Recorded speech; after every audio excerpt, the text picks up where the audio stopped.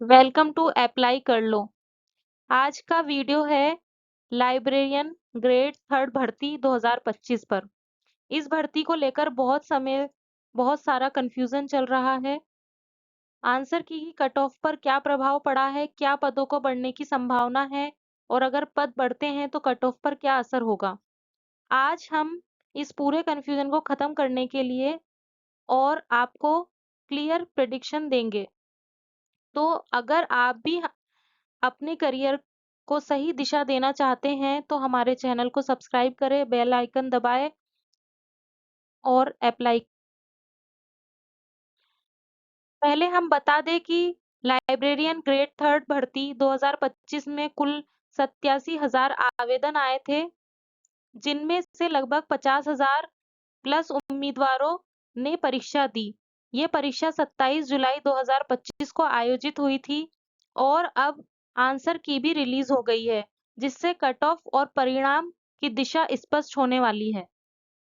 हमने पहले एक वीडियो में एक्सपेक्टेड कट साझा की थी, डेटा के आधार पर तैयार की गई थी।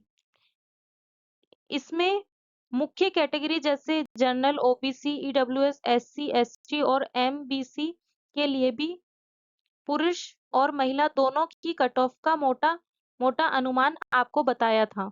यह सिर्फ प्रारंभिक अनुमान था ताकि आपको भर्ती के ट्रेंड का अंदाजा हो सके। उदाहरण के तौर पर जनरल पुरुष के लिए 200 से 230, ओबीसी महिला के लिए 200 से 205, एससी पुरुष के लिए 170 से 175 अंक तक अनुमानित था।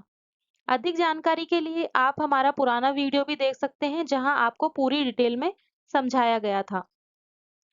अब बात करते हैं दो महत्वपूर्ण घटनाओं की जो लाइब्रेरियन ग्रेड भर्ती 2025 के लिए हाल में ही हुई है। पहली, बोर्ड द्वारा आधिकारिक आंसर की जारी कर दी गई है। दूसरी, सीटों में लगभग 50% तक बढ़ोतरी की संभावना है। ये दोनों ही घटनाएं कट ऑफ और चयन प्रक्रिया पर बड़ा असर डाल सकती है। हालांकि पदों में बढ़ोतरी की मुहिम परीक्षा के बाद से ही चल रही थी, परंतु अब इसने और जोर पकड़ लिया है। इसका आंसर कट ऑफ, चयन और भर्ती प्रक्रिया पर भी देखने को मिल सकता है। इस मुहिम में विभिन्न छात्र एवं संगठन भिन्न-भिन्न प्लेटफॉर्म पर अपनी बात रख रहे हैं। इस प्रक्रिया में माननीय उप मुख्यमंत्री और शिक्षा मंत्री से भी मुलाकात और प्रशासकीय स्तर पर भी चर्चा चल रही है। अब सवाल ये उठता है, क्या आपको लगता है कि पद बढ़ेंगे? यदि बढ़ते हैं तो कितने बढ़ेंगे? इस वीडियो में हम इस कन्फ्यूजन को साफ करने की कोशिश करेंगे और अनुमानित प्रभाव पर चर्चा करेंगे। एक बात बिल्कुल स्पष्ट है कि अब तक सरकार की तरफ से कोई आधिकारिक पद बढ़ाने का पत्र या नोटिफिकेशन जारी नहीं हुआ है। हालांकि उम्मीद की जा सकती है कि छात्रों की कोशिश सफल होगी और पद बढ़ेंगे। लेकिन ध्यान, जब तक बोर्ड विज्ञप्ति जारी नहीं करता, तब तक पदों में वृद्धि को आधिकारिक तौर पर मान्य नहीं माना जाएगा। अब बात करते हैं पहली घटना की, यानी आंसर की जारी होने की। आंसर की के आने के बाद विभिन्न कैटेगरी में कट ऑफ में हल्की कमी आ सकती है। उदाहरण के तौर पर जनरल पुरुष का कट ऑफ 220 से 230 से घटकर 217 से 227 तक आ सकता है। वहीं जनरल महिला का कट ऑफ 200 से 210 से लगभग 196 से 206 तक आ सकता है। इसी तरह ईडब्ल्यूएस पुरुष का कट ऑफ 200 से 210 से लगभग 197 से 207 और ईडब्ल्यूएस महिला को 210 से 220 से लगभग 207 से 217 तक आ सकता है। बात करें एससी पुरुष और महिला और एसटी पुरुष और महिला की और ओबीसी पुरुष महिलाओं के कट ऑफ की, लगभग 3-4 अंक घट सकते हैं। इसका मतलब है कि आंसर की के आने के बाद कट ऑफ में हल्का असर आ सकता है और इससे चयन की संभावनाएं भी थोड़ी बदल सकती है। अब हम बात करेंगे दूसरी घटना की, यानी सीटों की भावना। छात्र संगठन लगभग 50% पद बढ़ाने की मांग कर रहे हैं।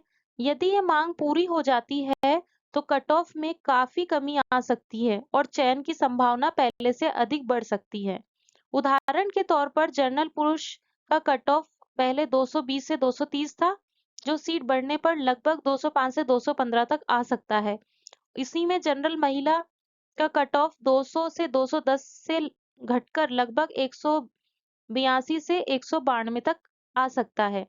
इसी तरह ईडब्ल्यूएस पुरुष और दो का कट ऑफ 200 से 210 से लगभग 182 से 192 और महिला का 210 से 220 से लगभग 193 से 203 तक घट सकता है।